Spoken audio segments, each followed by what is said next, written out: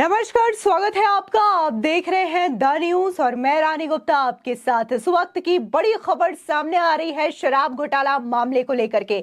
आपको बता दें कि आम आदमी पार्टी के राज्यसभा सांसद संजय सिंह की मुश्किलें थमने का नाम नहीं ले रही है। बता दें कि ईडी ने इस पूरे मामले को लेकर के supplementary chargesheet Rouse Avenue court में दाखिल कर दी है। दरअसल इस चार्जशीट में बकायदा कौन कौन से आरोप है, क्या संजय सिंह का महत्वपूर्ण किरदार रहा है इस पूरे के पूरे शराब घोटाला मामले में, इसको लेकर के ये 60 पन्नों की चार्जशीट जो है वो ईडी के द्वारा दायर की गई है। बता दें कि सरकारी गवाह बने दिनेश अरोड़ा ने बकायदा ये खुलासा किया था कि कैसे 2 करोड़ रुपए की रिश्वत संजय सिंह को दी थी और बकायदा संजय सिंह ने ही मनीष सिसोदिया और अरविंद केजरीवाल की मुलाकात दिनेश अरोड़ा से करवाई थी। ये तमाम बातें सरकारी गवाह बनने के बाद दिनेश अरोड़ा ने कबूली थी।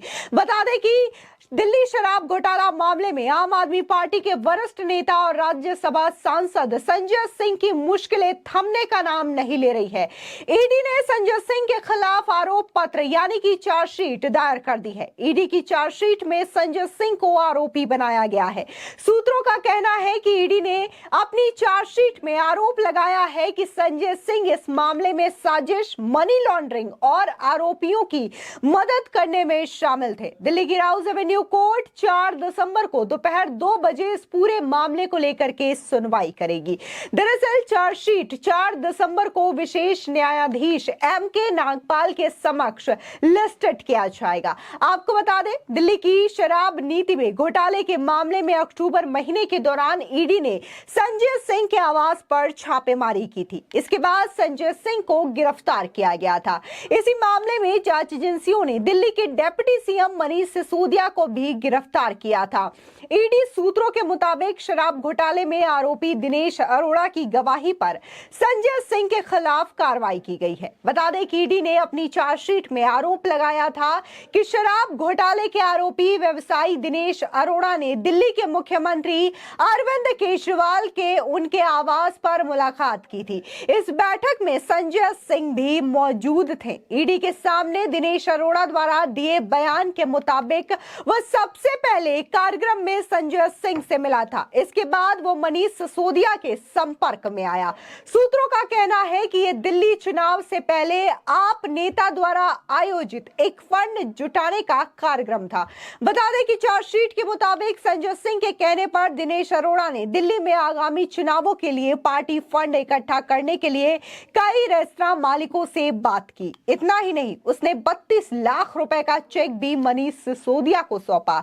ईडी ने यह भी आरोप लगाया कि संजय सिंह ने दिनेश अरोड़ा का एक मुद्दा सुलझाया जो कि एक्साइज विभाग के पास लंबित था। आपको बता दें कि जिस तरीके से अब ईडी ने बकायदा पहले चार्जशीट दायर की, फिर उसके बाद 60 पन्नों की ये सप्लीमेंट्री चार्जशीट जो है वो संजय सिंह के खिलाफ दायर की गई है, तो ऐसे में जाहिर तौर पर संजय सिंह की जो मुश्किलें हैं वो बढ़ सकती है आने वाले समय में, क्योंकि चार्जशीट दायर करने के बाद जो मामला है वो और भी पेचीदा होता हुआ नजर आ रहा है। जिस तरीके से ईडी ने बकायदा सप्लीमेंट्री चार्जशीट में खुलासे किए हैं कि कैसे साजिश है, रिश्वत है, मनी लॉन्ड्रिंग है, ये तमाम बातें बकायदा 60 पन्नों के चार्जशीट में कही गई है। ऐसे में संजय सिंह को जमानत मिलने की जो आस थी, इस पर भी पानी फिरता हुआ नजर आ रहा है। देखने को मिल रहा है कि ऐसे ही मनीष सिसोदिया को लेकर के चार्जशीट दायर किया गया। अब मनीष सिसोदिया जो है वो हाई कोर्ट से लेकर के सुप्रीम कोर्ट के चक्कर लगा चुके हैं, लेकिन उन्हें फिलहाल तो किसी भी तरीके का कोई राहत मिलता हुआ नजर नहीं आ रहा है और ना ही उन्हें जमानत मिल पा रही है। बता दें कि सुप्रीम कोर्ट ने उनकी जमानत याचिका खारिज कर दी है। इसके बावजूद फिर से उन्होंने रिव्यू पिटीशन दायर की है ताकि उन्हें जमानत मिल पाए, लेकिन फिलहाल इस शराब घोटाला मामले में आम आदमी पार्टी के नेताओं की मुश्किलें थमने का नाम नहीं ले रही है। आपको बता दें कि दिल्ली सरकार ने नई आबकारी नीति 2021-22 पेश की थी। दरअसल सरकार इस नई नीति के जरिए शराब खरीदने का नया अनुभव लोगों को देना चाहती थी। नई नीति में होटलों के बार, क्लब्स और रेस्टोरेंट्स को रात 3 बजे तक ओपन रखने की छूट दी गई थी। इसमें छत समेत खुली जगह पर भी शराब परोसने की अनुमति दी गई थी। इसके पहले तक खुले में शराब परोसने पर रोक थी। बार बार में किसी भी तरीके के मनोरंजन का इंतजाम करने का भी प्रावधान था। इसके अलावा बार काउंटर पर खुल चुकी बोतलें की शेल्फ लाइफ पर कोई पाबंदी नहीं रखी गई थी। नई पॉलिसी के तहत किसी भी शराब की दुकान पर सरकार का मालिकाना हक नहीं रखने का प्रावधान था। नई पॉलिसी में कंज्यूमर की चॉइस और ब्रांड्स की उपलब्धता को तवज्जो दी गई थी। इसका उद्देश्य स्मगलिंग और बूटलेगिंग रोकना था। नई पॉलिसी में सबसे खास बात यह थी कि ई टेंडरिंग के जरिए हर जोन ऑपरेटर के लिए नया L7Z लाइसेंस अलॉट किया जाना चाहिए था। बता दें कि जिस तरीके से शराब नीति को लेकर के दिल्ली सरकार के द्वारा ये नीति बनाई गई, इसकी हर जगह भारी फजीहत हुई। खासकर दिल्ली बीजेपी ने इसको लेकर के आरोप लगाए कि कैसे ये नई शराब नीति जो है वो जनता को काफी ज्यादा नुकसान पहुंचा रही है और इसी के साथ ही दिल्ली का राजस्व भी खतरे में आ चुका है और दिल्ली कर्ज तलों डूब रही है। इतना ही नहीं, बाकायदा दिल्ली बीजेपी ने यह खुलासा किया कि कैसे इस नई शराब नीति के तहत करोड़ों रुपए का घोटाला हुआ। उसके बाद इसको लेकर के एलजी से बकायदा इसकी जांच की बात कही गई, जिसके बाद दिल्ली के एलजी वीके सक्सेना ने केंद्रीय जांच एजेंसियों को इसके जांच का आदेश दिया, जिसके बाद सीबीआई ने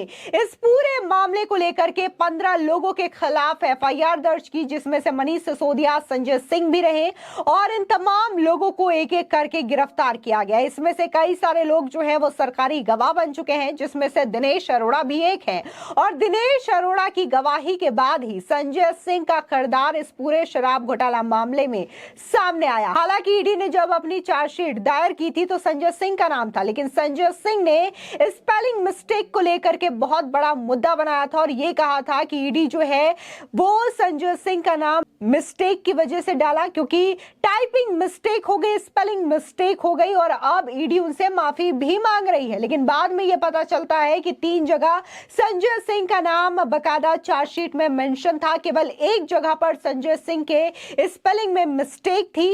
इसके अलावा जो नाम था संजय सिंह का वो संजय सिंह ही था, आम आदमी पार्टी के नेता का ही था।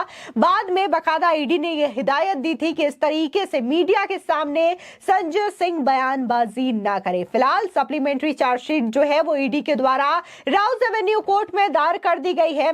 साजिश का एंगल है, मनी लॉन्ड्रिंग का एंगल है और रिश्वत का एंगल है। इसी के साथ ही कैसे संजय सिंह ने आरोपियों की मदद की है, इस चीज को लेकर के कई बड़े खुलासे जो है वो इस चार्जशीट में बकायदा मेंशन किए गए हैं ईडी के द्वारा। ऐसे में 4 दिसंबर को इस मामले को लेकर के सुनवाई होगी, जिसके बाद और भी मामले खुलेंगे कि आखिर इस चार्जशीट में ईडी ने कौन कौन से चीजों को मेंशन किया है जिससे कि संजय सिंह की मुश्किलें या फिर यूं कहें कि आम आदमी पार्टी की मुश्किलें इस पूरे शराब घोटाला मामले में बढ़ने जा रही है। फिलहाल इस पूरे खबर को लेकर के आपकी क्या राय है, हमारे कमेंट सेक्शन में जरूर बताएं। धन्यवाद।